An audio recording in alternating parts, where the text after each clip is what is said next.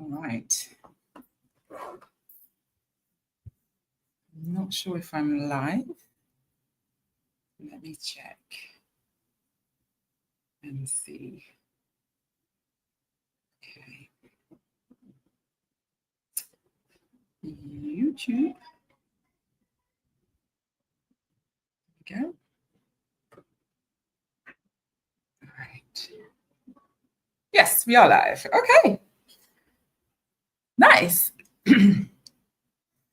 Okay. Let's see. What are we doing here today? Okay, so you see we've got some people in the room already today. Folks saying hi. Hello. All right. Now, you'll get to know I'm not the most tech savvy of people. And so we're going to see how today goes, right? Who have we got in the room so far? Let's have a look. Tana Rose, good morning. Cheryl PhD, good morning. AJ Whisper, good morning. Black Women Build Wealth, good morning. CY Marshall, hello. Thriving on Enough, Stephanie, hello, my darling. Brown Girls Invest too. D, how are you doing? Valeria, good morning. Kemi, Celeste, good morning. Hello, everybody. Okay, so it says you've got 42 in so far. As you may realise, just straight off the bat, Rashida's looking a little bit different today. So Rashida has let me take over her show. We'll see how that goes. But just to introduce myself, my name is Xolani Anahisi. For those of you who don't know, I've been knocking around on these online streets for quite some time now. And I've seen some names already that I know. But my name is Xolani Anahisi. I am a licensed psychotherapist. I'm also a psychotherapeutic coach, educator, consultant, wear many hats, and I work with women in the Black and Movable community. And yeah, Rashida's given me the keys today. I have the keys. So we are in Rashida's house, virtual house today. And so as you come on in and join, just let us know where you are, say hello. Let us know where you are, where you're chiming in from. I am in, it is sunny Merida, Mexico, where I live. Where is everybody calling in from? Deneen, hello Deneen, hi my love, how are you doing? Patty Palmer, good morning. Barisani, I felt like actually that with a Spanish accent. It's probably not Spanish at all. Really good to see you. Apologies that it's a little bit dark in here. We were having some tech stuff going on before the session, so hopefully you can see me and you can hear me clearly. Do let me know if you can see and hear me clearly before we kick off this morning. And for those of you who don't know, Rashida is away. I believe she's in Canada at the moment. Last I heard, she was in a forest somewhere or in some green outback land. So she's living her best life out there. And yeah, so she asked me to come on today and to take over her show for today. And I'm absolutely honoured. Of course, I said yes. And hopefully we'll be getting into some good combos today, some nice combo. Even though I am on your screens, I am not a screen. And my intention for today is that we have a really interactive back and forth conversation. Chime in, post in the comments, let us know what you're thinking, ask questions. I really hope for this session to be one where we do what we do best, and that's community. All right. So, okay, let's quickly check the chat before we get going. Good morning. Who's that? Millie Gomez. Good morning. Ask Beverly. Good morning. I'm saying good morning. I'm not sure where you are in the world and if it is indeed morning where you are, but it's very much morning here. Although I'm feeling very lively. Okay. Who else have we got? Oh, we've got more coming in. Prophet Mother. Good morning. Love that name. Jahari B, hello. Rebloom Room, hello. You know when you feel like when you see certain people online and you see their names and you feel like they're your friends? I've never met, Rebloom Room is a name that I see often. I feel like she's my friend. She doesn't know who I am. Moniquo Daniels, good morning. Abatarme. Stacey, Y Smith, Cheryl, TDC. All right, we've got loads in. There's 82 people in the room, so I'm not going to read through all the names that come up, but let us know where you're chiming in from. So as I mentioned, my name is Zelani. I am a psychotherapist and a psychotherapeutic coach. So I work with Black women all over the world in my private practice, and I support Black women to break free from trauma, to heal from trauma, to shift out of survival mode, and to really start to create the lives that we really, really want. But that's not creating the life that we want in a kind of just aesthetic way, so we have the look of the life, but actually doing the deep inner work so that we're structuring our new lives that we want to build in a solid way. All right. And it's an inside job. I'm your friend now. Oh, awesome. We are friends. The joy of the internet. Fort Lauderdale. When you say Fort Lauderdale in an English accent, it doesn't sound as nice as when you guys say it. Fort Lauderdale. Cool. So the conversation today that we're going to be getting into is all about moving abroad, but we're looking at the life that we want to create, right? There's these words that are bandied around quite often: soft life, easy life, all of those kind of buzzwords and they're these things that we're supposed to attain to, right? That we want to kind of bring into our lives. But one, what really is it? And two, are you in a place where you can actually receive those things in your life, right? I think quite often we are in a place where we sort of just think, if we just get to a beach somewhere in a nice setting, a mountaintop or wherever it is, some beautiful place, that we're instantly going to just, our lives are going to be wonderful and we're not going to have any problems and it's all going to be beautiful. And we have this kind of utopia thinking. No, I'm really sorry to burst your bubble. I don't want to burst your bubble. I want you to have all of the joy.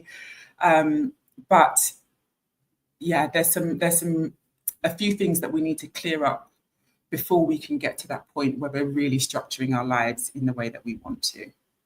All right. And that's what we're going to get into today. So as I mentioned a bit before, I live in Merida, Mexico. You can probably hear from my accent that I am British. So I am originally from London, born and bred.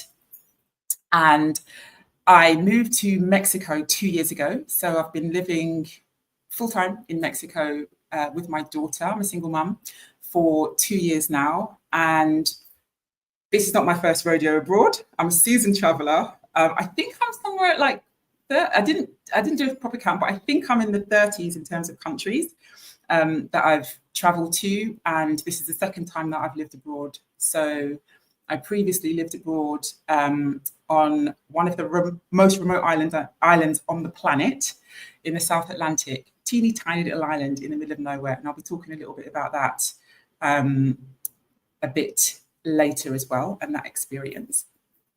So I've been doing this traveling, living abroad, moving abroad thing for quite some time.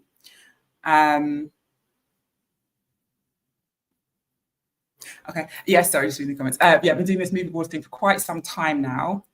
And I think there are some conversations that we need to have. We really need to start having some of these conversations. We had Elle, who was on last week, I think, who was really talking about, visualizing your move abroad, which is a really important part of it. And we had Marissa Price, who was on the week before, and she was talking about, doing some of that inner work to with regards to moving abroad. So we've had some really powerful conversations so far about it, and hopefully we're going to dive even deeper today. All right, let's have a look. Rhonda, hi Rhonda, and Patrice Ra A. And I think I said hi to Stacey already. Been here for 2 weeks. Atlanta. All right. Also, if you could just share in the comments where you are in your journeys. Like, are you already living abroad? Are you planning on moving abroad? Are you in the planning stages of it? Is it all set up for you to move abroad? Where are you? Or are you very much just, in your home country and that's where you're staying and you're just chiming in just for the fun of it? But yeah, let me know where you are in your move abroad journey. All right, because that will kind of help me to structure this conversation as well. All right, wonderful. And I've got my impromptu, she doesn't know I'm going to call her this, my impromptu moderator, who is Brown Girls Invest 2, aka D.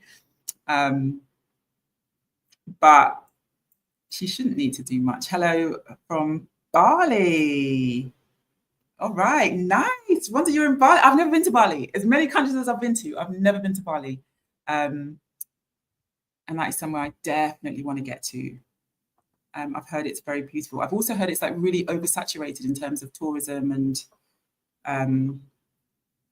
there's a lot of sort of gentrification going on and that sort of thing, which I've heard. But yeah, I've heard it's a really, really nice place to be as well.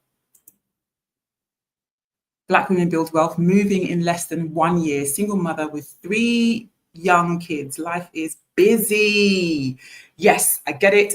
I'm a single mum myself. So I moved to Mexico 2 years ago with my daughter, who was at the time 3 years old.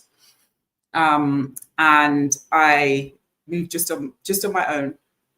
It was me, a whole bunch of suitcases, not that many actually, two big suitcases, 2 little suitcases, 1 little child, and a backpack.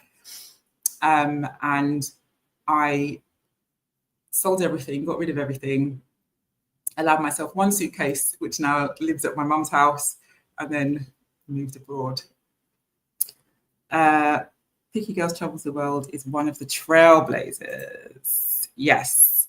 So if you don't know Picky Girls Travels the World, that's Adelia Aboyajade. And she's been out here doing this move abroad stuff for a very long time. Definitely. All right. Okay. So I'll start off just, I don't know, do you want to hear about my intro into travels? I was going to talk a little bit about how I got into traveling and how I started moving abroad. It was a slightly unconventional route, I think, that I took in terms of moving abroad. So I didn't grow up in a family who did lots and lots of traveling. We are a Black British family who originate from Jamaica. And so growing up, holidays were big family trip to Jamaica, and I went to Spain with my school. And that's as far as my travels went, pretty much when I went into adulthood. And I've had some really fortunate experiences. So how I got into traveling, and let us know how you guys are getting into traveling or how you got into it. But how I got into traveling was I went away to university. I was very much, had my career trajectory, my sights set on where I wanted to be. I wanted to be a jeweler, actually. So I found myself on the last day of university, realizing, oh, poop, I need to go and be a grown-up now. And I was scouring for jobs. I think I'd applied for 100 jobs that day. And I got an email from, in the UK, we have societies that you can join at university. So I was a member of the volunteer society. So we just used to go and volunteer in the community. And I got an email for a show with the BBC to apply for a show. And I was like, okay, cool, I'll apply. So I applied for this show. It was called Mission Africa. And I got through the first round, the second round, the third round, the fourth round, the fifth round, and I ended up on this show where they sent us to Africa, where we lived with an African tribe called the Samburu tribe in Kenya. We lived literally in the middle of the bushland, you know, with the camels and the elephants and the baboons and all sorts. We had no running water. We were sleeping in army tents. And our task was to build a game reserve for the tribe's people and with them. So we lived with them and we spent the whole summer there. And we did this show. And for me, it was a massive eye opener. I had never really, like I say, traveled before. But it was like it ignited something in me. And it was a really fortunate experience. I could talk a bit more about it later. But as part of that show, it really opened my eyes to there's a world out there. And I had never really had a sense of that. You know, when you kind of grow up in a sort of typical inner city life, right? We weren't well off. We were just a standard working class family. We lived in a council estate, and my sights were just to get a good job, right? And here I was suddenly in the middle of Kenya, where we were literally like working face to face with like giraffe and rhino and elephants, and we had special permission from the BBC, so we were like tracking animals and doing ranger training and all of this kind of stuff, and suddenly I just had this huge sense of there's this big world out there. And it then became really important. You know, I got itchy feet. It became important for me to go and discover what this world kind of had to offer. So that's how I got into traveling, through this TV show. And that was back when I was 23, I think, 24. And it really kind of opened my eyes to sort of what's out there. And so from that point, then 2 years after that, I bought myself a backpack. In fact, no, it was the same backpack they gave us on the show, 60-litre backpack. I took myself and my big 60-litre backpack, and I went backpacking around Central America on my own. So I went from Mexico all the way down overland to Panama, did all the countries in between, and then over to Puerto Rico at around the age of 25, 26 at that point. And it changed me. It completely changed me. So I'm now 42. And so I've been doing this traveling thing for quite some time, and lived abroad, as I said before, in the South Atlantic on a teeny tiny little island for 4 years, 4,500 people, and then went back to London and then came here. And I always say that I came back from the island with the best souvenir ever, my daughter. And now we live in Mexico. Right, so that was a really quick rundown of how I got into traveling so long ago. Let's see what people are saying. Okay, so this is how you know sometimes I can't read, right? A better me. If there's planning stage, I called her something totally different before.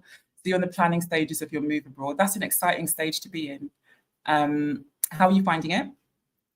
I got my Mexican residency card, but still a couple of years before traveling full time. Good shout out on getting your residency early, because it's getting harder. It's getting much harder to get residency, and the ability to reside in other countries around the world. Pakistani, I'm in the planning stages. Oh yeah, she's been abroad for 9 years. I hope you cover how to deal with loneliness of being in a foreign country. Okay, so I live the soft life, but it's a lonely life. So my therapist head is going off, and I'm going to ask you then, are you living the soft life if you're living a lonely life? we'll be headed to Puerto Morelos even, next month for a sabbatical with my husband and teen son. Nice. How long is your sabbatical? Ashe, buenos días from Bogotá. Buenos días. Were you at the meetup with Stephanie Perry? Moving to Portugal next year from the US. I'm sad because I'm losing my therapist. So learning there are options abroad is reassuring. Okay, cool. Yes. So this is one of the things that's really important to talk about, and that's mental health support abroad. And yeah, it's really hard because I know in the States, you guys have a setup that's completely different to therapists like myself who are from the UK. So I know in the States, as a therapist, you can only practice, you can only have clients who are from the state in which you're in, right? And once someone leaves the state or lives somewhere else, then you can't provide therapeutic support to them, which I think is completely ludicrous, but my humble opinion means nothing in this instance. Whereas like myself being from the UK, I can practice worldwide.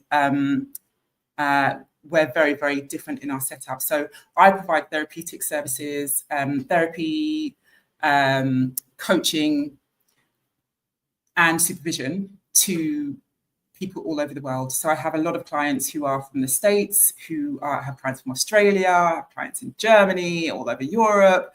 I have, I got my first South American client recently, actually, which was interesting. That was a coaching client. But yeah, so I work with clients all over the world. So we're not restricted in that sense. But yeah, it's really, really difficult. And I've had a few people come on board working with me because they've had to end with their therapist because they've moved abroad. And that is something that's really not spoken about enough, because when you're moving abroad, it's such a fragile and vulnerable time. And that's not really acknowledged that much, how fragile and vulnerable we are at that time when we're moving abroad. And it's actually the time when we need the most support, but it's the time when we tend to get the least support. And we have, access to support services is so much more reduced at that point in time. Essentially, what we're doing when we move abroad is we're starting to unpick and sever all of our support, our solid connections to our support systems, because we're removing ourselves and we're going somewhere else. So yes, there are options for therapy, but it might mean thinking, approaching things outside of the box and not necessarily going back to find a therapist where you've come from, but thinking more in a global sense of where you can access therapy. Yeah. All right. Heading to Jamaica tomorrow. Nice. Absolutely love it. Enjoy. I just got back from London last week. We went for the first time in 2 years. We went back to London, and that travel, that was a lot. Naduela planning to be global and bop around birth. Nice. This is the kind of stuff that you can do when you don't have small children, do you? I mean, the reality is you can even do it with small children, but it's a lot harder. But that's awesome. When are you planning on going? Oh, wrong one. Let's see. Planning stage, Panama 2026. Panama is a beautiful country. And in 2026, okay, so you've got a little bit of time. 2026 isn't that far away, actually. Are there expat communities where you are to help diminish loneliness? All right, so that's the second time someone's asked about loneliness. Let's talk about it. All right, see, do you know what? The whole plan of what I'm supposed to be talking about today, I'm half an hour in and I haven't even touched on my subject, but we'll get there. Okay, so loneliness abroad is a real thing. It is a real thing. We often have the desire to live abroad because we have this fantasy of another place, the grass is greener.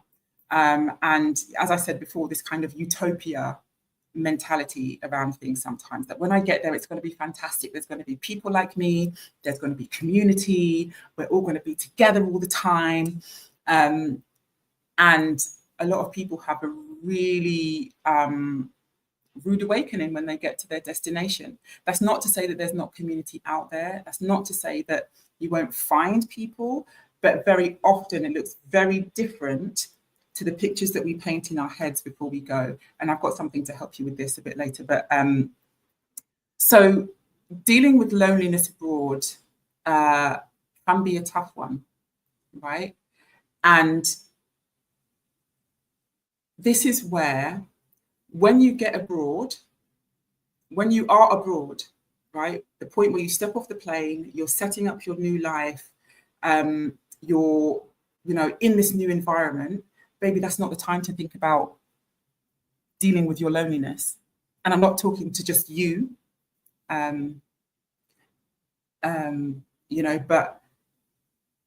we go abroad and we think that when we get abroad, all of our problems will be different, but we just need to get abroad. And that's the completely wrong way to think about it. Chances are, if you're lonely when you get abroad, there was some loneliness in your life before you left, right? That loneliness probably didn't just manifest in your new place where you're living, right? And so what we need to start doing in the process of us moving abroad, what we really need to start doing is thinking about dealing with, putting in place all of the things that we want for our new life before we go. It's counterintuitive because, like I say, we tend to have this kind of utopia mindset that says, when I get there, it will be fine. But that, when I get there, it will be fine, is completely, 9 times out of 10, a trauma response. Okay, so, all right. So as Black women generally, we know we are the group that is most likely to be burnt out, that's most likely to be under-resourced, that is most likely to be isolated, that is most likely to not have support systems or adequate support systems in place, that is likely to be the one that holds it down for the people around us, supports the people around us, bends and flexes, overfunctions, all of it, right? That's generally the place of which we are coming from when, in our lives, just kind of in general. And so what we then tend to do is to start to think about, well, when I get abroad, if I can just leave this lifestyle, right? If I can just leave this place, if I can get out of the situation that I'm in now, then things will be great. And yeah, it's completely the wrong way around. Just by the by, there used to be an Indian mystic called Osho, who I used to really love. He used to be so controversial, right? And in his work that he did with people, one of the things that he said was that I don't work with poor people, right? And like, yeah, rude. I don't work with poor people. But the reason he said that is, he said, because generally when people are in a state of lack, right, i.e. when they really don't have money, they think it's the thing that they don't have that's the problem. So they focus all their energy on fixing that thing that they don't have, as opposed to understanding that the reason they are in that situation and the thing that needs the work is in here. So they're constantly chasing to fix this external thing when actually it's in here where the shift and the change needs to happen. Now, I'm not saying that real life circumstances don't occur. I'm not saying that poverty, access to resources, all of those things are not real. They are. They absolutely are. But if you want to change your life and you're doing it in a topical way, externally, changing the circumstances of your life externally, and it's not happening in here, what you are going to do is you're going to move abroad and you're going to recreate the same circumstances, different people, different places, different faces, but it's going to be the same circumstances that you left in your home country, right? And there's no judgment there. Like that's not any shade. There's no judgment in that, but it's just something that we tend to do by design, right? We are creatures of habit. That's how we are formed to survive, right? We survive by doing what we've already done. That's how our brains function. And that's why that's also the same thing that keeps us stuck, right? But as a survival mechanism, that's how we are by design. And so to combat that, to do something different and to live a life that, doesn't recreate what we're trying to move away from, it takes intentional, focused, conscious work in specific areas. Right? Does that make sense for you guys? Okay, let's have a look. Always had the bug. Would you recommend when your child needs therapy or psychiatry and move abroad? Ooh, I can star that. That's a good comment. I want to talk about that. Stephanie's birthday meet up. Yeah, absolutely. Get the support, ladies. Get the support. Now, but the problem is, right, one of the big issues is quite often because of how we are raised, right, the way that Black women generally are raised to be, we don't even recognize half the time that we need support, right?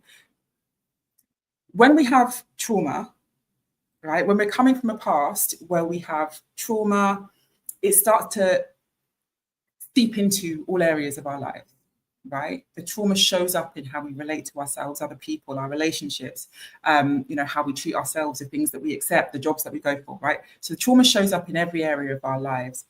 But because the trauma is there, and the remnants of the trauma, should I say, is there so strongly in our lives, what we tend to find as Black women, that our baseline tolerance, right, of the things that we will put up with, how far we will go unsupported, how much trauma we will tolerate in our lives, our baseline is up here, right?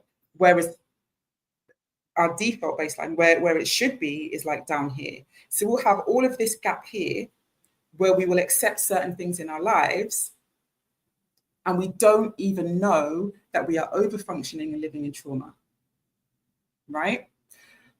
So get the support, yes, but we need to get to a place where we can identify that we need support. Sometimes we don't even know that we need the support.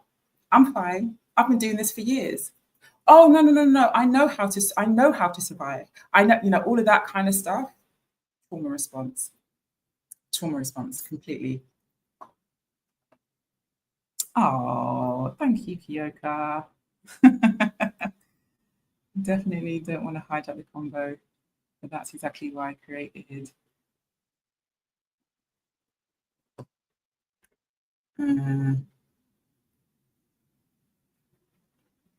Hold on.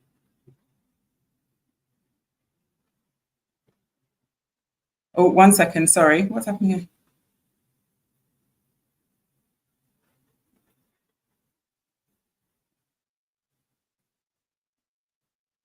Okay. All right. Let me get in these comments and see what we're talking about. Okay. Let's do this one. What do you recommend when your child needs therapy or psychiatry and you move abroad? They need meds formally. Are there systems for that? It depends where you're moving to. It depends what specific needs the child has. So yes, every place that you go to should have some kind of system for mental health needs. It's about how easy it is to access the support. So, for example, here in Mexico, yes, there are mental health systems in place for sure. But a lot of the support that you get will need to be paid for privately. And it's accessible, it's affordable generally, but where it might fall short is where you need to have the continuity of care, or where that psychiatrist needs to link in with, I don't know, services back where you come from, or I don't know how it works in terms of, no, private paying, you will have access to medications generally, but what you might find is standards of best practice may be different. So, for example, if you're coming from the States and you have a child that has a specific mental health need, the standards of best practice will say, for this mental health need, we will prescribe this medication, right? And it might be a specific medication that you will be prescribed, and your child may be used to having a particular type of medication. If you go to another country, the standards of best practice will be different. And for that country, they may recommend a completely different route of treatment. So it might not be that you get the same type of medical support that you had in your home country, right? You may get recommended a different type of treatment. You may get recommended therapy. You may get, you may be referred for other kind of support services. You may not meet threshold, or your child may not meet threshold for support in your new country. What I would say to do is this kind of thing, definitely don't leave it until you go. And even though I'm a therapist on the internet, don't just listen to what you hear on the internet. Go and find out for yourself. Generally, in other countries, it's easier to be in contact with medical professionals. You don't have to go through, a whole kind of system and red tape and all sorts of nonsense that you do have to do in the UK and the US. So, for example, here in Merida, in Mexico, a lot of the medical professionals are on WhatsApp. And you literally can just message a medical professional. It's really wonderful in that sense. But find out for sure before you go. I would also recommend looking at, what is his name now? He has a channel, and his name begins with a C. Move Abroad and Thrive is his website. It's his YouTube handle. Move Abroad and Thrive. He has, why can't I think of his name? But he has a daughter who's a bit older, who has mental health needs, and actually ended up in mental health crisis while here in Mexico. And he made several videos about it and how he accessed care for his daughter. So I'd definitely go and check out his channel for sure. I hope I answered your question thoroughly enough, but do find out for yourself firsthand for sure. All right. Okay. Good morning, good morning, good morning. Lots of good mornings. Okay, holding space for loneliness, becoming friends with it, but also creating meaningful connections. Okay, so when we talk about we want to create the soft life abroad, we want a life of ease, we want a life where we are not experiencing the challenges that we experience back home in our lives, right? It can feel like, as I said before, once I get there, things are going to be fine. And once I get there, I'll make friends. And once I get there, I'll connect with people. And once I get there, I'll find my tribe and my community. Baby, if you don't have friends in your life currently, right, that's not me saying that you will never have friends. Absolutely not. But if you don't have friends in your life now, and if you're experiencing loneliness in your life now, that didn't happen by chance. There's a reason why that particular thing has shown up in your life, right? And that's not because of any failings on your part. That's absolutely not what I'm saying. But What the need is for then is to look at, well, why is there an absence of people in my life, right? What is the need that's not being filled currently from where I am? Okay. What is the need? Yes, you may be in, systems, family systems, work systems, communities that are not supportive to you, right? But chances are there's something that can be worked on before you go. Please, please, please, we need to really stop waiting until we get abroad to deal with these things, because let me tell you what the challenge is. If you look at your life now, right, and you may look around your life and say, I don't have people who support me, I don't have family or friends who help me, it's just me on my own. Okay, right, I hear you. But what you do have is you've got the familiarity of your surroundings, you know the systems of where you are. You may have, I don't know, Mandy up the road, you can slip $10 in your hand when you need it. What happens when you move abroad? You are literally removing yourself from everything that you know in terms of systems, in terms of accessible support, in terms of people that are around you, in terms of when things go wrong, what you can access and what you know how to access, right? And when you move abroad, it's just you. You're not part of any system. You're not part of any network. You don't have, most likely family connections where you are. And so waiting until you get abroad to deal with that loneliness you're setting yourself up for some really challenging times, most likely. What you can do before you go is you can start to access support, whether that's getting therapy before you go, whether that's connecting with community before you go, whether that's having the conversations with people before you go and starting to work on some things before you even set foot abroad. That is going to set you up for the best possible move abroad. But yes, we are absolutely holding space for loneliness. The other thing, right, is loneliness is sometimes when we are having difficulty or it's really challenging for us to be able to trust what's around us, who's around us. Okay. So if we're in a real state of experiencing, if you've come from a really traumatic background, which most of us have, right? Most of us have, as Black women, come from some form of traumatic background, right? And if we are carrying that with us, when we say that we want to connect with people, how do we do that?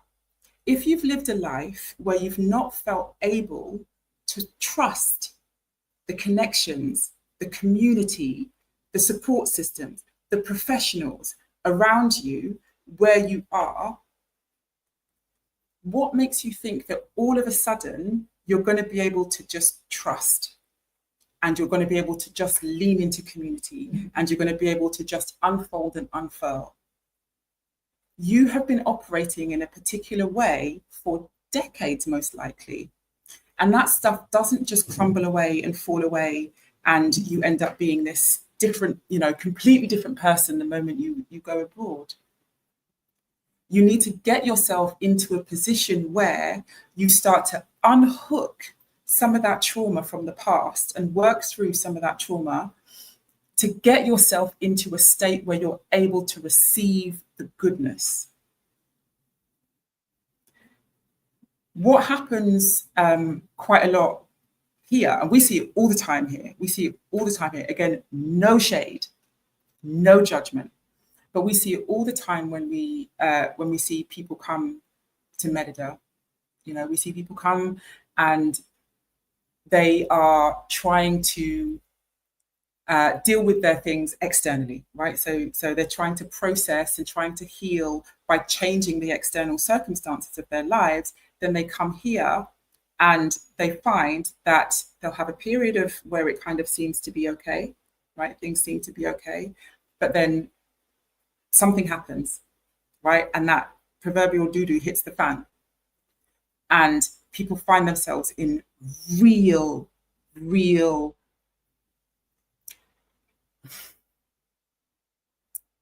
unsafe,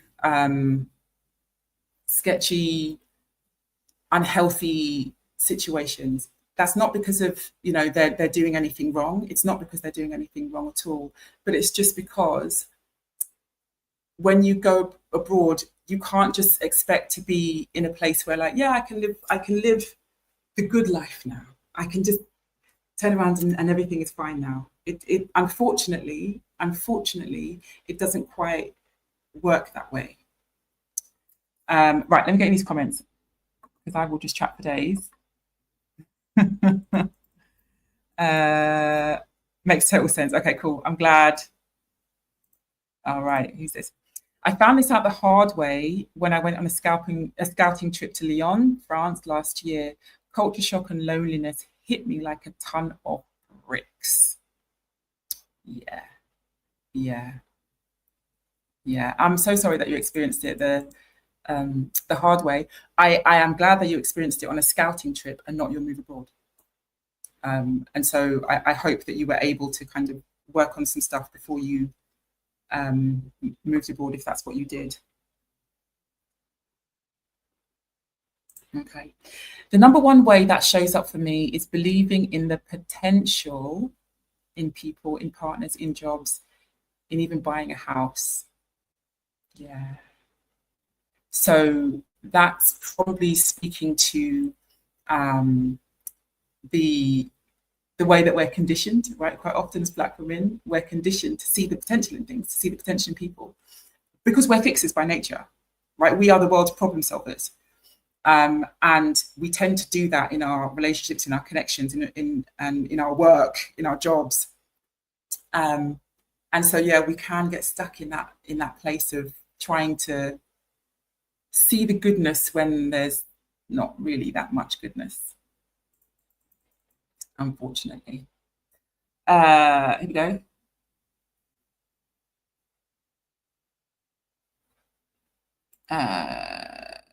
Do you know why you felt that way? Okay, I'm not sure what you're referring to then. I have the same question. Oh, my Black therapist has suspended me through many. Oh, supported. This is me reading.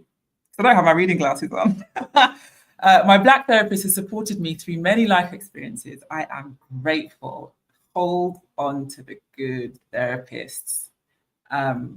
I raise a cheers with my imaginary glass to the good, solid, wholesome Black therapists out there. There are some fantastic therapists out there. And if you find one, hold on to them. Hold on to them. Absolutely. I'm glad that you're getting the support that you need.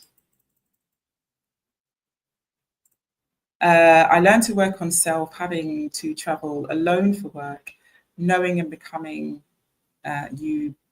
your best company is a flex. Yeah. Okay, yes, it is. Yes, it is, right? It's a flex when you can be by yourself and be with yourself, right? When you can really be with yourself and get to the point where it's like, I love my company. And this is how I feel like I'm great company. That's why I like my company. I also enjoy the company of others as well. However, sometimes that can be an invisible trap, right? For us as Black women. I love my own company. I don't need anybody else. I can do it myself. No. I'm better when I'm by myself, right? Do you see how it can fall the other way? And I'm not saying that's what you're doing, but, very often that's where we kind of get to. I just got here. Do you know what? I should really put my glasses on. I'm thinking about retiring abroad. This is an interesting topic. I never thought that as a Black woman, could be making my decisions from a place of trauma. Yeah, like trauma's sneaky. Trauma is so sneaky. it's really, really, really, really, really, really sneaky. And it will kind of seep into, you know, little nooks and crannies of your life, little crevices of your life, and kind of just sit there. And I think we're getting better at seeing the kind of bigger, more obvious ways that trauma shows up in our lives sometimes. But when it's much more subtle and it's much more nuanced, it can be so easy to miss that, this is what I'm doing from a place of trauma, as opposed to a healed place. And Black women have been gaslit for so long, right? We're cottoning on, finally, thankfully, we're cottoning on to things like Black excellence, right? And that kind of thing, which for years we were told is like the way to our liberation. Black excellence. If you just study harder, earn more, build the career, do all the things, then you can live a good life. Meanwhile, you're going to die before you get there, because the work is just going to be, it's unattainable and it's not fair, and it's I'm glad we're not going down that route anymore. Yeah, but we are making a lot of decisions from trauma.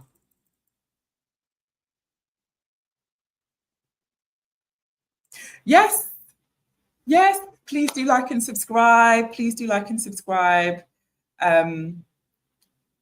We are in Rashida's virtual house today, and I think we need to just pay our dues a little bit. Just like you would wipe your feet and take off your shoes when you come into someone's house, pay your dues. It's how we're going to pay our dues to Rashida, by liking the video. All right. Oh, Cortez Ross. Yes, that's who it is, Cortez Ross. So the guy that I was talking about with his daughter, who has, his daughter has a diagnosis of schizophrenia, although she's managing very, very well, but she has hit crisis points a couple of times since they've been here. And he has had to, you know, he's been really open about their journey in supporting their daughter. She's thankfully doing really, really well now, actually. The last I heard, anyway. Okay. I would work with a medical concierge to ensure that the countries you are considering will provide the care your kiddo needs. Set it up beforehand. Absolutely, set it up beforehand. Some things, do not wait until you get abroad. Do not. Things like that, don't play with it. Don't play with it. And also, please note that nowhere in this conversation have we said it's not possible for you to move abroad, right? But it is absolutely possible. I mean, I don't know your personal situation, but it sounds like it's absolutely possible for you. But just making sure that you have those pillars of support in place way before you go. And it may even be that you need to do a couple of scouting trips if you're coming from the US. I don't know if you're moving to Mexico or where you're going, but it may be about doing a couple of scouting trips where you connect with mental health professionals beforehand. All right, cool. I'm so behind in these comments. All right, let's go through these comments. Here we go, look. Shell PhD, my anxiety really got the best of me, on top of navigating a city where my language skills weren't up to par. It sort of exacerbated my anxiety and my tendency to isolate. Exactly. Absolutely. You don't have all of your support systems and your ways of coping. And when I say support systems and ways of coping in your home country, it might be things that you don't even think about. So, for example, for me, when I used to live in London, I had, like, my place of solace was this one coffee shop, right? This one coffee shop that I used to go to. And I just found peace in the staff, in just the environment. And I could go there and I could just kind of sit and unfurl. That was part of my coping system, right? One of my coping mechanisms when I was living back in London. Now, cut to moving abroad with a 3-year-old, right? So, for example, when I first moved abroad, I didn't have a nanny. My daughter wasn't in any kind of education. We were together. I had no support systems in place. And I didn't have those little pockets of relief that I would have back when I was in London or back when I was on the island, right?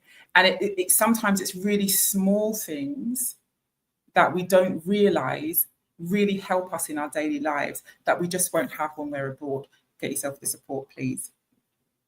Get yourself the support. Okay, so one of the things I'm going to jump to talk about is the energy which we move abroad. Now, this is something I really, really emphasize. Hold on, sorry.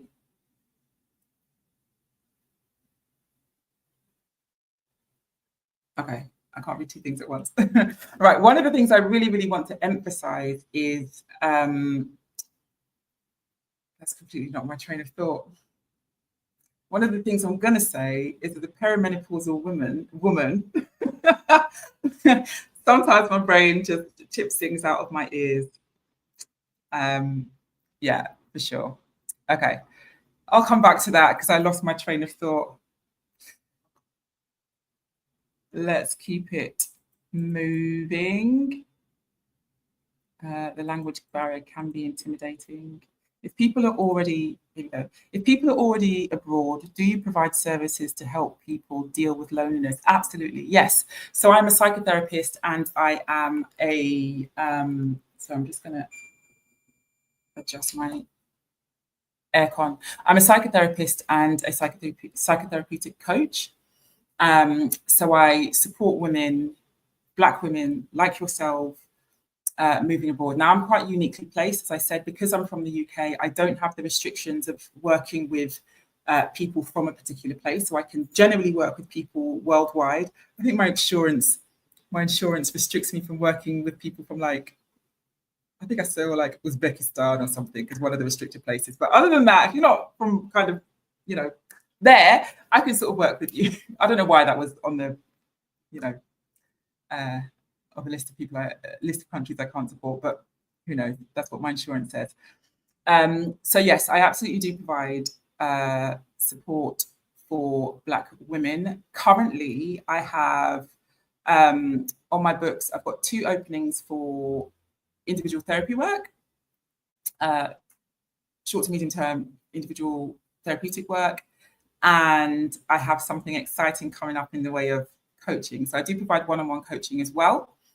Let's get this going here. So this is, you can jump on to my website, which is XolaniTherapy.com, and have a look at the services that I provide. But yes, I have a virtual practice where I provide therapy and coaching for Black women and other groups as well, but predominantly Black women. Yeah, so if you are abroad and you are finding it difficult to access support services, absolutely do go and check out my website and see how we can potentially work together for sure. Yeah. See, now it comes back to you in the end. So this is what I was going to say. So one of the things that I really want to talk about is the energy in which we move abroad. Okay. So very often we kind of think it's just a matter of, booking the tickets, selling your stuff, getting your finances in order, and doing all of those kind of things, the logistical stuff to get yourself ready for your move abroad. But what we also really need to think about is the energy, right, in which we are moving abroad. Now, how we can think about that is how I break it down, right, in my coaching when I work with people in the move abroad community. The first energy you can move in is if you are in a kind of ready energy, right? You are calm, you are not coming from a place of trauma, you have worked through your stuff to an appropriate level. I'm absolutely not saying that you have to work through all of your stuff, but you need to have a certain level of awareness and functioning before you get abroad so that you don't so that your move abroad isn't negatively impacted, right? So if you're moving abroad in this kind of ready energy, it's like you're walking, okay? So if you just imagine someone kind of walking steadily in that energy, it's peaceful, there's no urgency, there's no chaos around it. You've given yourself adequate time to research your move abroad. You've put certain systems of support in place, etc., etc. That's the ideal energy in which you want to move abroad. Okay. Then there's the energy of fleeing. Okay. And this comes in two categories. So there's the energy of romanticizing. All right. And this is the utopia thinking I kind of mentioned. Oh, all my problems are going to go away when I get to the beach. There will be, my mum won't be there, my trifling ex won't be there, that toxic job won't be there, and I will just be fine, right? And I'm trusting that when I get there, I'm going to be fine. The problem is you are missing so much in that kind of romanticizing of the move abroad. All of the steps, all of the things that you need to put in place, it's not there. And that in itself is again, trauma response. I wonder how many times I'm going to say trauma response today, but it is a trauma response, right? The third energy that you can be moving abroad in is a fleeing energy, right? And in its extreme form, that looks like refugee energy, right? So you are just, there's the situation in your life is unbearable. It's overwhelming. I cannot tolerate it. I just need to go. I can't be here. I just need to be elsewhere. I don't care where. Maybe I do care and I can set it up, but I just need to not be here, right? And again, when we're in that energy, we're so focused on not being where we are that we don't have the adequate psychological space to be able to put certain things in place before we go, right? If you're setting something up from a place of almost this kind of desperation, I just need to get out, you're not going to set yourself up in the best possible way. It is nigh on impossible to set up soft life from that place. Now, there's absolutely nothing wrong with being in any of those states. It's just human nature. We are where we are sometimes, and we just need to honor and be with where we are. But there are things that we can do to help us to start to step outside of those energies, particularly when we're moving abroad, right? One of the things that I have for you is a resource that I've put together. So let's have a look if I can find it for you. Here we go. So it's the What's Driving Your Move Abroad toolkit, right? And what this is, it's like it's a series of questions, first of all, and it helps you to determine in your move abroad, right, in your planning stages of your move abroad, it helps you to determine what energy you're moving abroad in, right, to determine whether you are running, whether you're romanticizing, or whether you're ready. And from those three places, it gives you some real solid advice and tips and some guidance on what you might want to do in your next stages before you get to the point where you're moving abroad, right? Some of the work that you might need to start doing from that place. So it really helps to give you some insight in where you are and how to get to where you're wanting to go without coming from that trauma place. All right, so do go and check that out.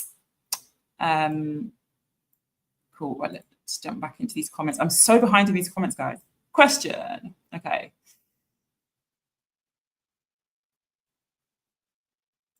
All right. A lot of people say no matter where you go, there you are.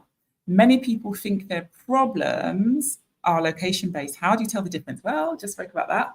I hope I answered that question for you, Kiyoka. Hyper-independence can be a trauma or stress response. Not always, but often. Absolutely. Absolutely. And actually, for Black women, this is one of the spaces, one of the energies in which we occupy so often, hyper independent. I can do it all, right? I can do it all. And we are often praised for it. We're often encouraged to be in this hyper independence energy. It is so harmful to us. It's so very harmful to us to be operating in hyper independence. It really, really is. Bridging the gap from hyper independence, right, and stepping outside of it and moving into community, connection, trust, support, that can be a really difficult bridge to cross. It really, really can. And if you are someone who is hyper independent, if you have that awareness, you're doing wonderful already. But if it's something that you kind of want to step out of, I would definitely recommend getting some support with that. Okay, because hyper independence isn't a one person thing. Even though it's you saying I function on my own, actually, when people are hyper independent, they usually have a whole slew of people around them that are enabling, encouraging, driving them towards being more hyper independent. It can be really a really tough way of being to kind of step out of on your own without doing it in a really destructive way. Okay.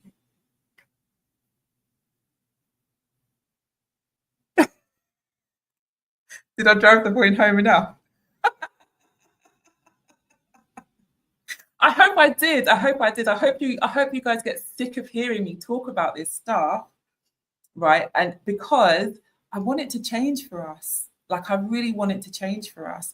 We don't need to suffer in the way that we have been suffering. And it's so hard because, like I say, because we're functioning up here, we often don't even know that we're functioning that we're operating from this place of trauma. So it can be such a vicious cycle to kind of be in. This is the most valuable show ever. Oh, thank you. You will have the same lonely emotions just moving across the country. Yeah. Those emotions are 10 times more elevated when being in a different country. Yeah, I mean, imagine you're lonely in your place where you know how to speak the language, you know where to go, you've got the familiar places, your friends, your work, all of that kind of stuff, and you're still lonely, and you're going to go abroad to a place where you might not know the language, you might not know people, you might not even know how to ask a basic question, you don't know the systems of support. Yeah, it's setting yourself up for a particular way of being. That's not to say that everybody is going to struggle with loneliness when they get abroad. No, some people go abroad and they thrive. They find their feet. They are able to work it out in situ. They can access the support, and it works out for them. And I'm so glad that people can find that. Do you want to put yourself in a position where you're finding out if you're the lucky one who can put the systems of support in place, or if not? I mean, I wouldn't recommend it. Great, needed conversation. Thank you so much. Abundance now.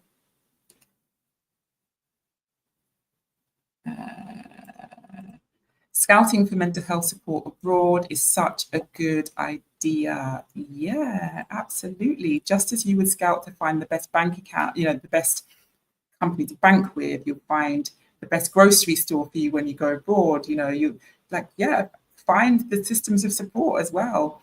And okay, so this is the other thing that I also want to touch upon in terms of systems of support, is systems of support might look different when you are abroad than when it does in your home country. And this is something that took me a while to work out, actually, and to kind of start to put in place. But that's when we go abroad, we tend to go abroad a lot of the times because it means that we can have a better quality of life in the new country, right? Whether that be that we can access things easier financially, things cost less for us when we're in the new country, or for whatever reason, politically or just physically, it's easier to access things. And you can all of a sudden start to open yourself up to new systems of support in the new country. So, for example, in the UK, where I come from, simple things like a nanny is so expensive, so expensive. But being abroad means that you can start to maybe have a nanny in place if you have children, right? People here I know who have personal chefs that come and do cooking for them, or a cleaner. That was a revelation for me, having a cleaner. It's wonderful. But again, you need to be able to have that level of insight to know that life can include these things in your new country, right? Again, it's about opening yourself up to that level of support. And if you're someone who is hyper independent, even doing things like accessing a cleaner and getting a nanny and doing all of those things might be like super hard work for you if you're not used to getting that type of support, and you might reject it. I'm bipolar and will need to get my support in place before I leave. Yeah, absolutely. Yeah. And yeah, I would try to structure I would make sure that where you're leaving, I don't know if you're coming from the States or wherever you're coming from, make sure that you are maintaining links back in your home country as well. Okay, do not just sever the support that you have and try to structure new support abroad completely. Keep your existing team as far as possible if you can, if that's possible for you. Try to keep the links with your support, your mental health support that you have back in the States, whether that be that, you just check back in, or whether that means that, you have virtual support sometimes in some areas, or whatever it is. But try to see if you can bridge the gap to bring the support in your new country and whatever support you're able to maintain from your previous country, try to bring them together as much as possible. And this is what I'm talking about, systems of support. Awesome. All right.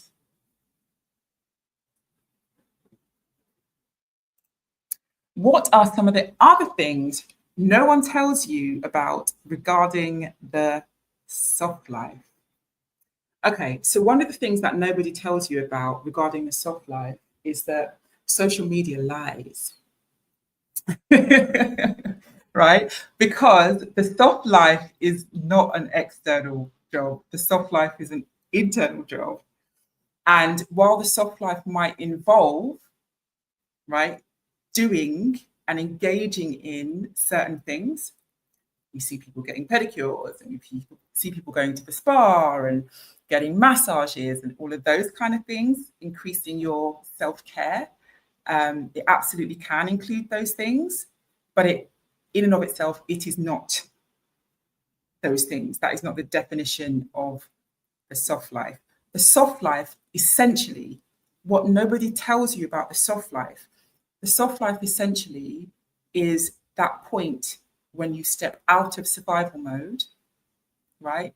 When you're able to regulate your system, when you're able to function in a certain way where you don't operate from your past traumas, right?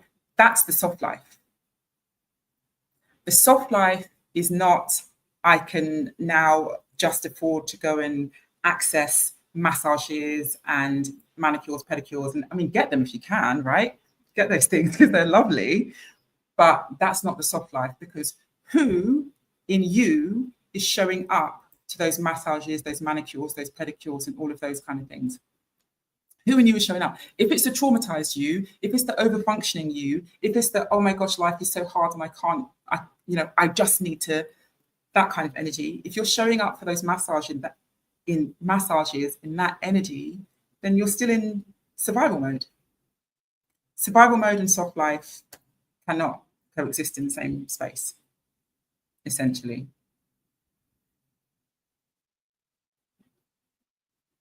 Okay. US therapist here. I envy your freedom to work globally. Yeah, do you know what? I mean, I'm not going to get into talking about systems in the US, but I would say if you are a professional as a therapist, right, you register in the state that you work in, right? Um, sometimes you can register to work in other places, which might give you more access to working with different groups of people. And maybe that's something that you can perhaps look into. That was a valuable bit of information there. Don't miss it. Do you take a variety of health insurance, or does it depend on the location of the expat? Thank you. Okay, so Monica, I don't do health insurance. I did once upon a time, but to do health insurance means that you have to jump through certain hoops and you have to function in your practice in certain ways, right? The systems that my work stepped outside of consciously. So there's a lot of hoops that are a hindrance to the actual therapeutic work that some insurance makes you kind of jump through. And I, as a practitioner, me personally, I stopped taking on insurance for those reasons, because it was actually getting in the way of the therapeutic work that I was doing with people. I know there are a number of therapists who still do take insurance, for sure. And it might mean fishing around for some of them. But yeah, I take private paying clients. Yeah. All right, let's keep going. Adding you to my resource list. Thank you. Absolutely do. We blooming. Thank you on the medical concierge. Love the different energies explanation. Good. I'm glad it landed for you. And I do hope that, you know, people do access the toolkit that will help. 'Cause don't sit and try and work it out for yourself what energy you're in, because sometimes when we are in it, you can't see the forest for the trees, right? Sometimes it's really difficult to be able to discern what energy you're moving in. And that's where we need help and support with it. So yeah, do access the toolkit. That will help you.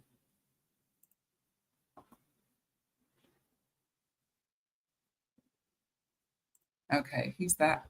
Lenora Wilson. I moved here 3 months ago to lower my cost of living. My mother has dementia, and I stopped working to become her full-time caregiver. Moving here to Merida has helped so much. So, Lenora, I'm so glad that you were able to move to a place where you can access or create a life where you can support your mum in that way. What support are you getting? Is my immediate question. Are you getting the care and support that you need? Because we want to help our kinfolk, right? We want to help our kinfolk, and I think it's so beautiful that you've moved abroad and you've created a life where you can help your mum in that way. I'm so glad she's getting that, you know, that level of support from you. But please make sure that you're not over functioning, and that you're not, in helping your mum to live a good life, that you're not keeping yourself stuck in harmful cycles, right? So what support can you access in Merida where you are? Okay, is one thing I would say. But yeah, I'm so glad that you were able to get out.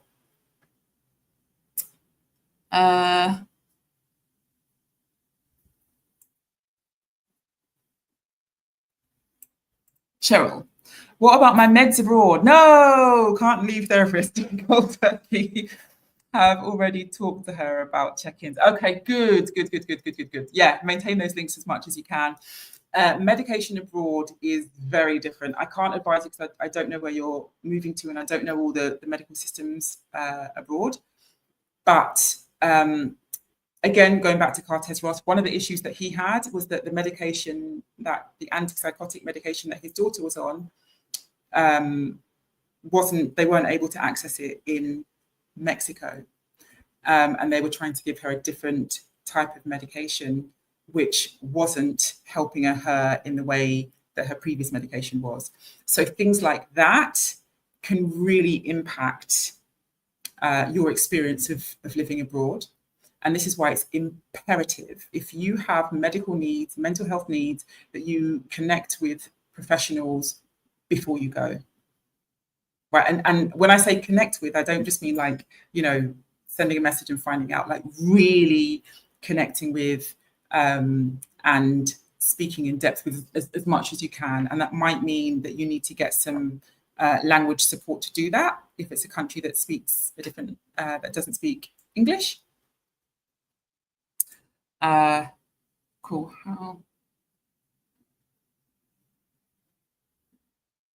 Okay, what does it say?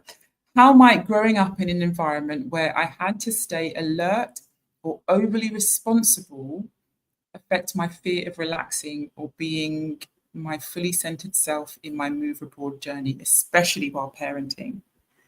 Okay, well, it's all the same stuff that we've been talking about, or that I've been talking about, right?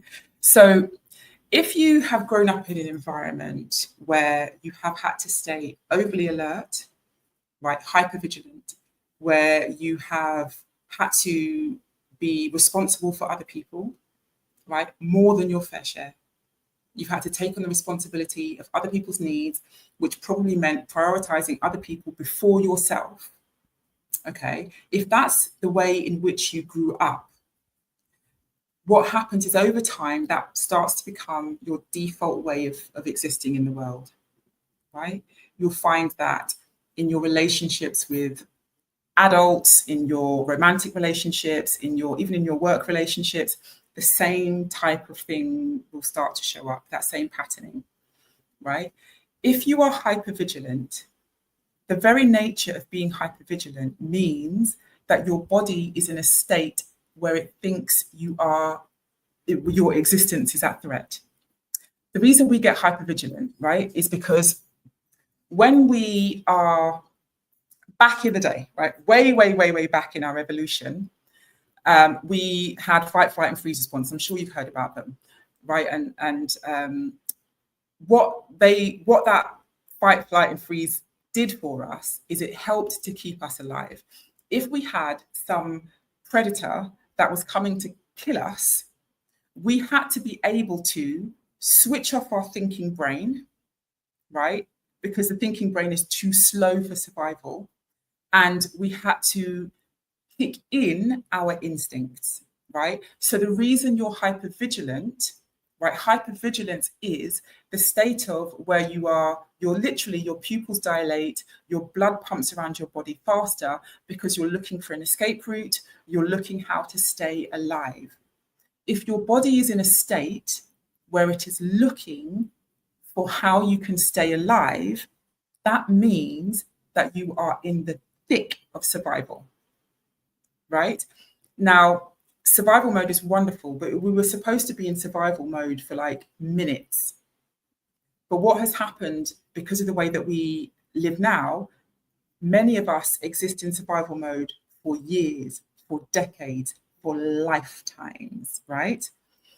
And that damages our system. So if you're constantly in a state where your body thinks you are about to die, you cannot make rational, healthy choices for yourself in the best way. That's not to say that you're only going to make negative choices. Absolutely not. Right? But what it does mean is that how can you be in that level of survival, right? Hypervigilance. My body thinks it's going to die. It's at threat. There's a chance that I might not survive. How can I be in soft life? How can I start to create a life of ease? How can my system be able to function in ease and hypervigilance? They're two completely different systems within our body. They don't work together. And so what happens is when we get to thinking about the soft life, what you see online, right, on the internet, where people are talking about a life of ease, it's performative soft life, right? It's the performance of soft, and that's not to say that they're doing that intentionally or trying to lie, right? But there's a clear difference in functioning, right, in the kind of look of soft life, right, and being in an internal state where you are outside of survival. Completely different planes of existence. Now, if you are someone who is in a state of survival and that hypervigilance, yeah, do go and get those, the massages and do all of those kind of things. But we need to be clear that you are still in survival mode, right? So that's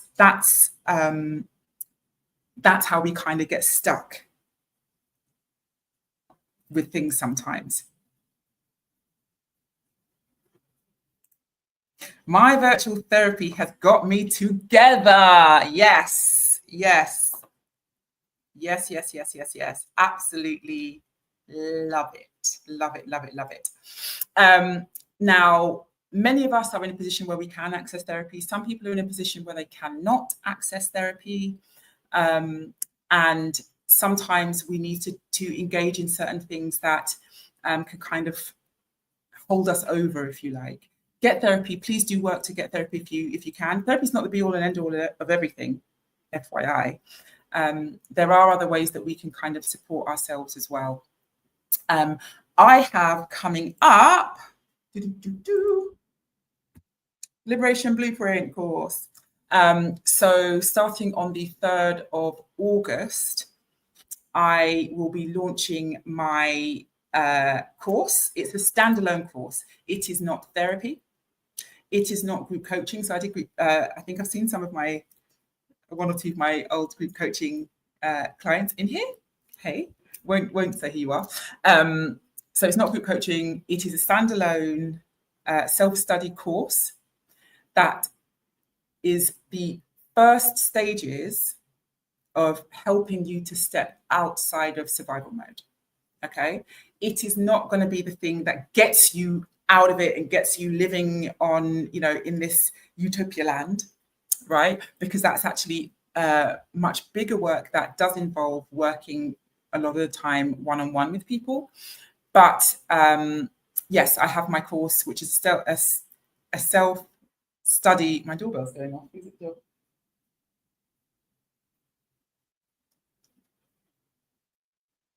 which is a self-study course. We'll see if they ring again.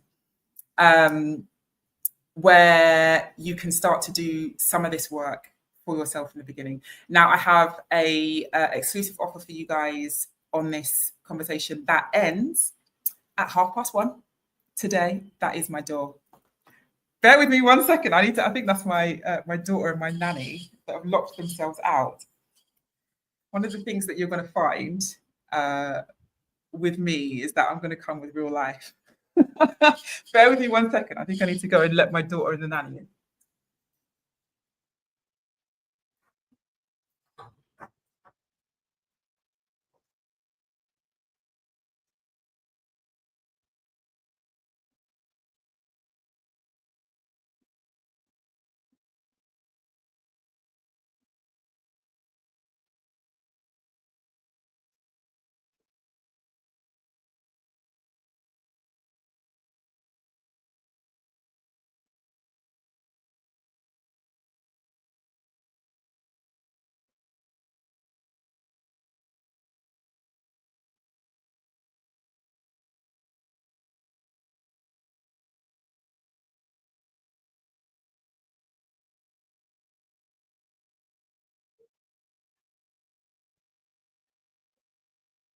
That's okay, beautiful girl. Okay, thank you, my darling. All right. Yes, they locked themselves out. They went out and they didn't take the key. Right. Yeah, sorry about that. I am back. But yes, okay, so I was talking about the Liberation Blueprint course. So it is a self-study course where you can start to do some of this work for yourself. I have a special early bird offer that is live until approximately 1:30 today, where you get a huge discount off of the course. The course launches on the 3rd of August. And so this is the early bird access. Well, it's not access, but it's the early bird purchase of the course. And you'll be sent the course out on the 3rd of August. All right, so do check that out. The discount, as I said, ends at 1:30 Eastern. Is that Eastern? I think it's Eastern. Today. You've got a couple of hours to access the course, basically. All right, let's jump back into the comments. Okay, who's this? Pray, Travel, Eat. Love the name. I have gone back into survival mode since returning to the US from Merida. Not fun. Yeah. So, yeah. So migration, either way, can really be re-traumatizing. And it can be such a shock when you are able to get yourself out of that kind of survival mode existence, right? When you can get yourself out of it in whatever place that you're in, and then you find yourself having to go back in there, oh, that can be so re-traumatizing. And I really hope that you have systems of support in place. If you don't, get yourself some if you can access it. And I certainly can support you with that if that's what you need as well. But yeah, that's a tough one. That's a real tough one. So I used to live abroad in a really small island called St. Helena. It is one of the most remote islands on the planet. It's a population of 4,500 people. And I lived there for 4 years. So St. Helena is, if you think Africa, South America, St. Helena is somewhere in the middle. And I kind of landed my dream job there and moved there and didn't realize it before I got there.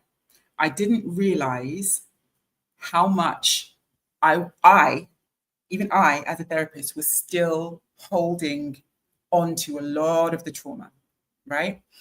And when I lived on that island, and this island is just the most, it was one of the most unique places I think anyone could ever live, really. So on this island, for example, the internet is really, really poor, right? There's only one provider. It's very, very expensive.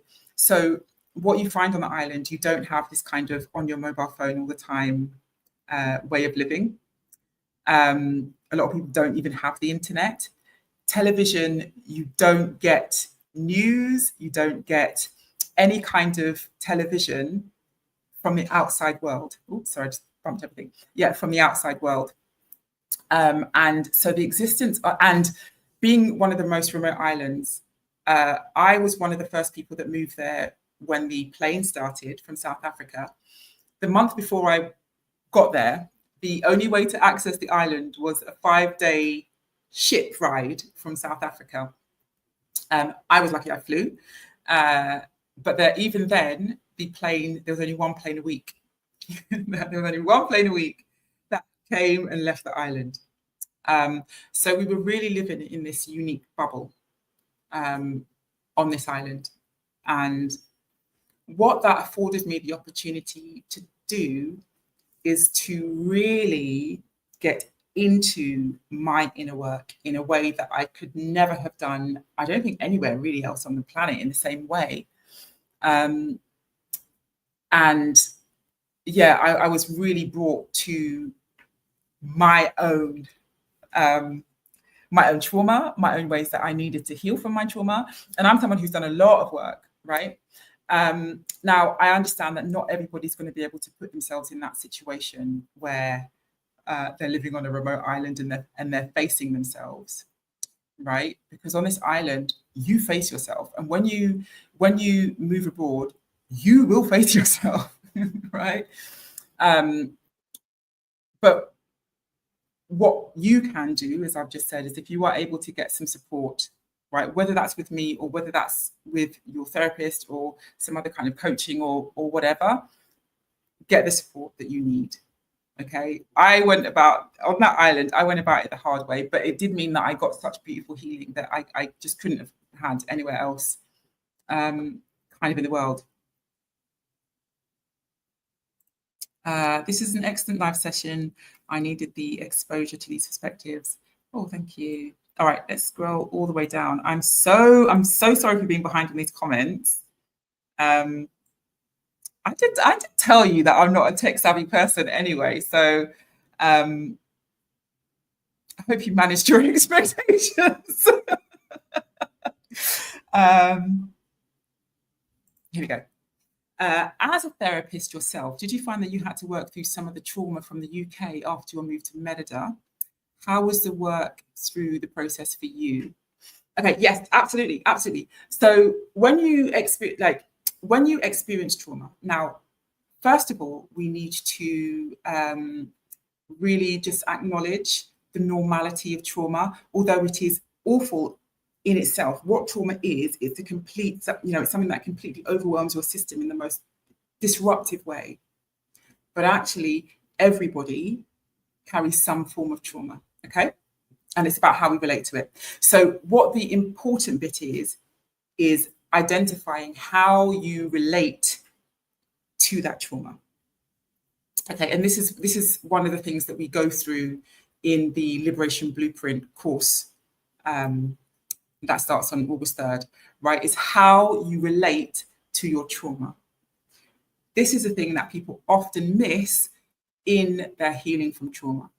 Our brains naturally want to go back to fix the thing that happened, to stop it, to change it, to rescue ourselves in some way from the thing that happened to us in the past. Baby, there's nothing that is going to take you to a place where you can go back in time and you can change what happened. And I say that with all of the love in the world, right? We can't go backwards. We can't undo what's happened. And if we get stuck trying to fix what happened, that's where we're going to be. We're going to be stuck there. And so many of us do get stuck there, right?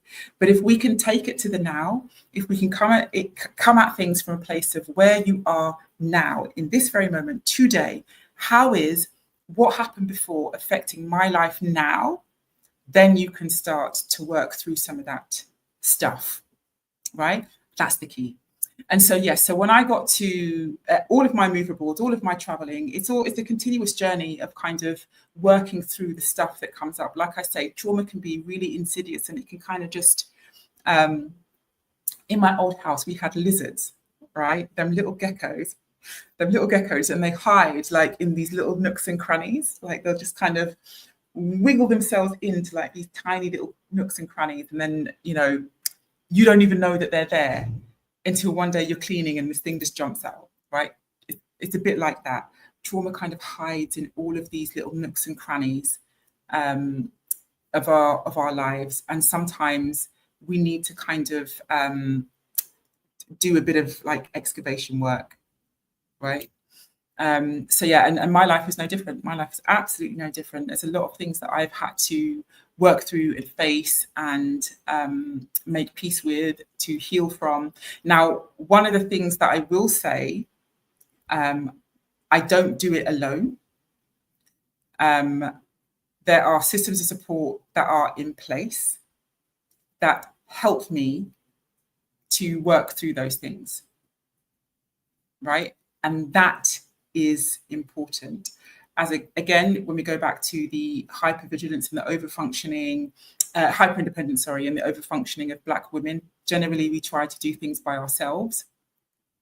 But healing trauma, and usually it's relational trauma, right? What happens in the space between us and other people, right? Healing relational trauma by yourself is going to be really hard, because you're going to need to have people there to be able to heal it with, because it's relational.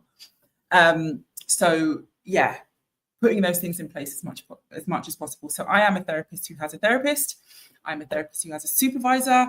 I have a team around me of people, right? Not to say I have an army of people, I don't, but I have people who help me to work through my own stuff because I'm a human being too. Yeah, it's absolutely great question. Thank you. I thought I was ready to move abroad, but I really need to start some of the internal thing. We need to sort some of the internal things out first, adding this to the plan, prioritize it in the plan. But how beautiful that you've worked this out before you got abroad. How wonderful that in this conversation, you've had the realization that there's some stuff that you need to do before you go. Because now you have the opportunity to do it. Yeah, do check out my course. And if you haven't already done it, download the What is Driving Your Move Abroad toolkit as well.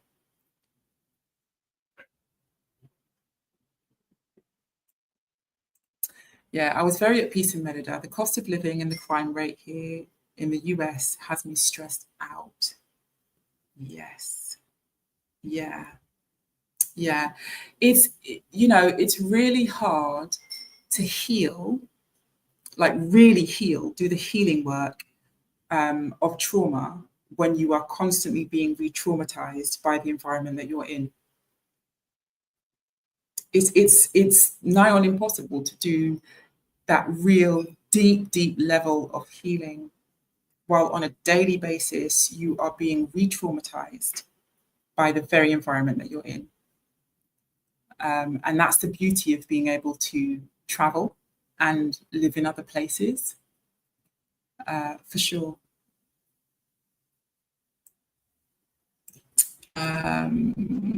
Yes, so the island is St. Helena. Spelt St. Helena, but it's pronounced St. Helena. And it's a gloriously, wonderfully odd island that just brought me so much wonderfulness to my life. And so this is the other thing, right? This is the other thing. Sometimes in your move abroad, right? Sometimes in your move abroad, you are going to want to respond to things in the way that you have in your home country. For example, safety in numbers. Okay, so if you're in a hostile home environment, right, you most likely would find safety in numbers. So this is why, for example, Black folk look to be and live around other Black folk, because if we're all together, then actually our survival is more likely. All sorts of, people do it all over the world. But what tends to happen when you move abroad is that you don't need that. And there's this really interesting thing that happens when you move abroad is that you don't get the big pockets of community like you do back home in the same way, because it's not needed. That safety in numbers isn't needed in the same way. So, for example, in Merida, a lot of people come to Merida and the first thing they ask is, where are the Black people at? We're all over. We're scattered around because we don't need that level of safety in numbers, right? Keeping ourselves safe because who knows what's going to come and try and get us. We don't need to approach life in the same way. So it's a really different way of living. Okay, yes, please do like and subscribe if you haven't. Like I say, we have to pay our dues to Roshida for occupying her virtual space. So do like the video. Also do check out my channel. Well, so I have a YouTube channel that is Black, Flourishing and Free. So do check out my YouTube channel as well and go and check out my videos up there. Awesome. Yeah, for sure. Yeah, like and subscribe. Okay, Cool. Awesome. Right. I also want us to think about another conversation that also needs to happen a bit more. We're getting better at having this conversation. This is a conversation about finances, okay? It's not my bag. I'm not a financial person. Don't take my advice on money at all. But one thing I will advise you to do is to get your money in order before you go. Because one of the things that we can sometimes do in survival, so where I spoke about those three energies that you're moving, that people tend to move abroad in, particularly if you are in the running energy or if you're in the romanticizing energy, quite often you can skip certain fundamental steps. One of the first ones we tend to skip is the finances one. And people can find themselves abroad trying to support themselves when they haven't had adequate systems in place beforehand. So I do want to speak just really quickly. Here we go. About Dee. She's in the chat at the moment. Brown Girls Invest 2, who is somebody who helps you to get your money right.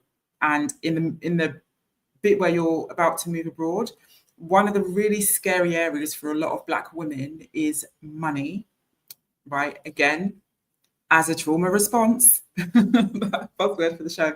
A lot of people aren't really putting certain things in place before they move abroad.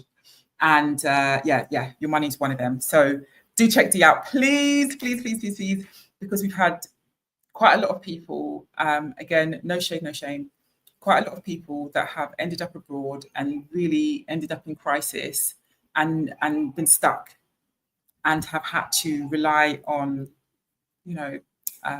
community help and all sorts of things because certain things haven't been in place. And if you are moving abroad, you are already putting yourself in quite a vulnerable place. Not to say that you are vulnerable and that you shouldn't do it. Absolutely do it.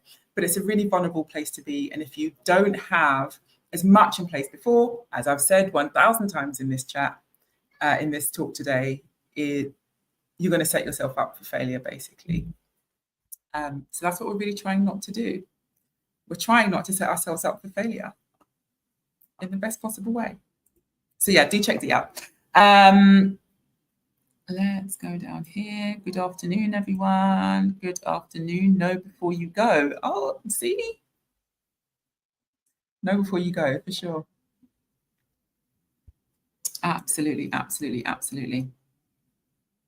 Right, let me just jump in these comments to see. I know I've probably missed so many of your comments. Thank you for your patience in dealing with me and my tech issues. All right, let's have a look. All right, I'm going to right up here.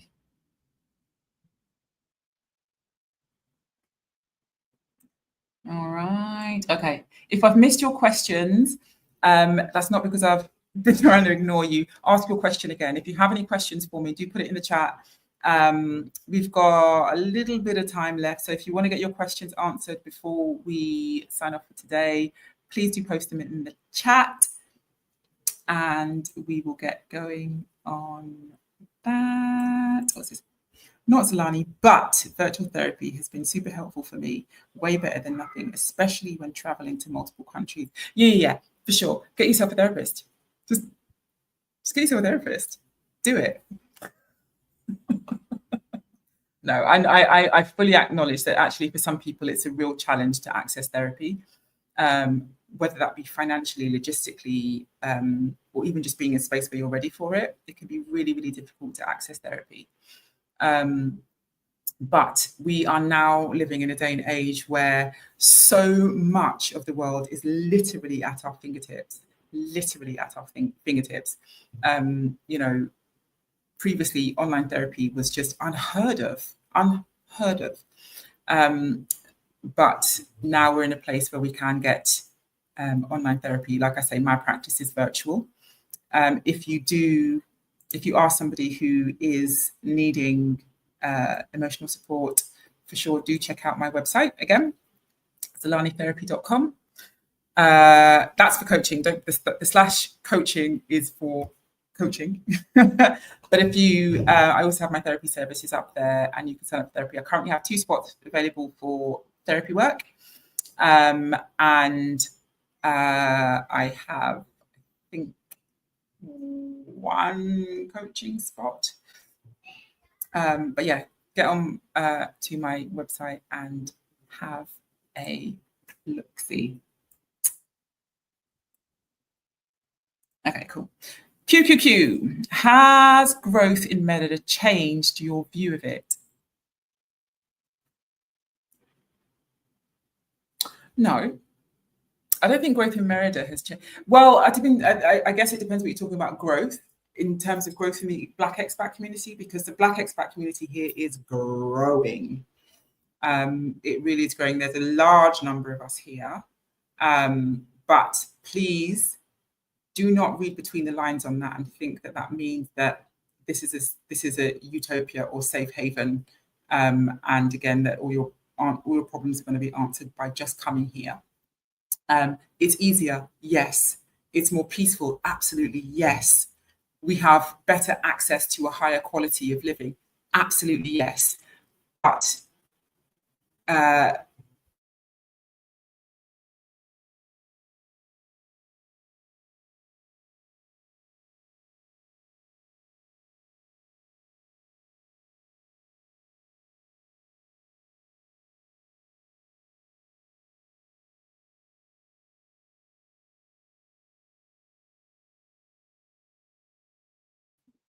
oh, I'm back. Okay. I'm not sure what happened there. It tried to take me out. I survived it though. The population in general. Okay, yeah. I mean, in Merida, it is a big city. This is a big city, and it's full of people. But you can live a very peaceful life here. So you can be, Merida's quite good in that you can be in the city, or you can be a bit further out and be a bit more rural, and it's much, much more peaceful, just outside of the city. So yeah, the population, it's not quite the same as, for example, being in densely populated London, which is where I was before, where it's just people everywhere. Here in Merida, there are people, yes, but you can very, very easily get to a much more kind of peaceful and calm place, for sure.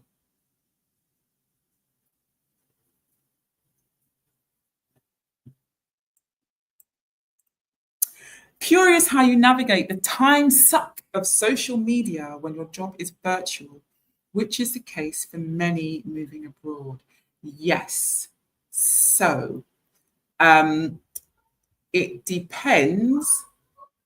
I have my own business, and I'm fortunate enough to have and run my own business. I would encourage as many people as possible to try to do that in a solid way. But what that means is I govern my own hours. I govern who I work with and who I don't work with. I am a single mum, and my priority is having a good, an improved quality of family life for both of us. So I don't work full-time hours. I retired myself from working full-time hours. Actually, when I had my daughter, I retired myself from working full-time hours. So I structure my business where I'm able to create a bit more balance in my life. Long gone are those days of being a therapist when I would have a caseload of 50 or, however many clients. Those days are long gone. But that's the joys of kind of being abroad, is that you can kind of, structure your life in different ways. All right, we are coming to the end of the conversation for today. It has been epic. Oh my gosh. It has been so epic. I didn't speak about half of the things that I planned to speak about, but hopefully oh, right. Hold on, here we go. Did you finish your point about Melida? The internet froze right when you said, but perimenopause doesn't allow me to be able to access what was on the other side of but. I don't remember what. So I was talking about life in Merida.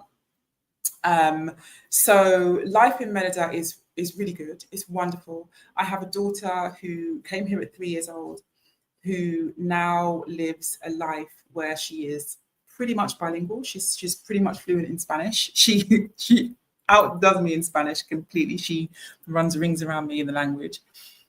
She has connections and she has access to a standard of life that we never would have had in the UK. She goes to private school. She has a nanny. She has a social life that is just ridiculous. And she is thriving. She's thriving. As a parent to a thriving child, that means that I am able to kind of not be so much in my high functioning, right? So, and that is because of living in Merida. I have access to, like I said, support that I wouldn't have access to in the UK. Having a nanny, very simple thing, but so expensive in the UK. I would never have been able to put my child in private school in the UK to the same standard that she's getting here. And it's very easy. Most children here are in private school. I would not have the systems of support that I've had in place. Even just things like access to good food and good weather. Really little things like I've been anemic since I was 17, which meant that I was cold all the time. I was one of those people that was just like, I'm cold constantly. And just being in a warmer climate meant that actually my enjoyment of life just improved just from that simple one thing alone. So yes, being in Merida is wonderful. It is not the answer to all of your problems. It's not the answer to all of your problems at all. But it does mean that life can get good. Life can really get good. And so if we can get ourselves to a place where we are putting the support in place before we go, if we are doing the inner work that we need to do before we go, when we step foot on that plane and when we move abroad, we are going to set ourselves up for so much better for ourselves. And that's what we want. Right? That's what we want. So eager to get to Mexico to finish my residency journey now that I have my temporary visa. Excellent. Yeah, get yourself some residency. I am an advocate of collecting them residencies around the world as much as possible. So if you go on my channel, for example, I talk about me and my daughter getting citizenship in Jamaica. We don't live in Jamaica, but I want to have options, right? So put yourself in a place where you have options. I think if you are particularly from places in the world where the political climate is hot, right? As so many of you are in the States, for example, it is getting hotter and it is getting hotter. And if you can get out before that water hits boiling point, please do. Please do. Like really, really, really, please do. Okay, cool. Just to, again, talk about the Liberation Blueprint, which is the course that's starting on August the 3rd. Do sign up for your early bird access, which is a discounted price. You are getting a huge discount, like the kind of discount that makes one of my eyes wink. You're getting a huge discount off of the course there. And again, it is a course that's designed to help you to start to do this work, right, that we've been talking about today. So that's the Liberation Blueprint. And also, first point is to access the What is Driving Your Move Abroad toolkit. It's $10. It's something that's really going to offer you so much insight into where you are. Okay, what energy you're moving abroad in and what energy you're planning to move abroad in, right? That's your starting point. You need to know where you are to be able to know what you need to work on and where you want to head. Okay. Thank you so much. It has been a blast. I have missed so many comments. I have